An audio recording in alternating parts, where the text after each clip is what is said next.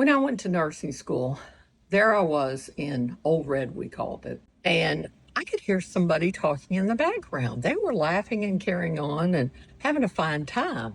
So I thought, what is this? I turned and this woman was there with a wedge haircut, and we were in our early 20s. She was flipping her head and telling jokes and carrying on. The whole group was laughing. I thought, oh dear. So I ran home and studied. I had a scholarship that paid for everything, and I was concerned about buckling down studying. So I would hear this person. Finally, I heard that her name was Marilyn, and I said, oh dear. So I got to know her because I was paired in lab with her, and we had to do a miter bed corner.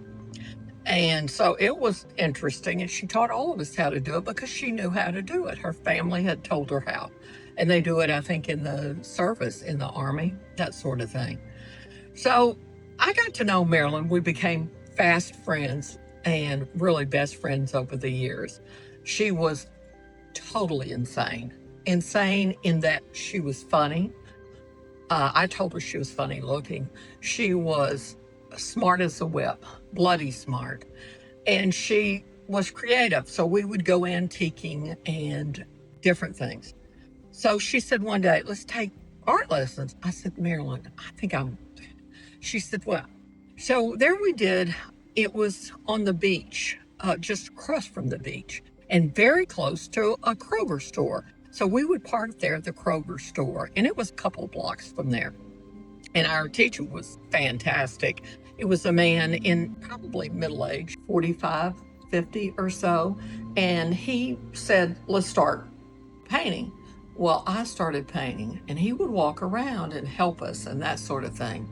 Marilyn, who sat beside me, would look over at mine and say, oh my gosh. I'd look at hers and say, it was that bad. Mine was. And so our teacher said, his name was Shinny, he said, let me help you a little. So he would sit down where I was sitting and take my painting, and he would help. And he'd make this unrecognizable art into decent art, I would call it. And so people would gather all around, and then he would sit back down, let me sit back down, and he'd go at it again, walk with the group and that sort of thing.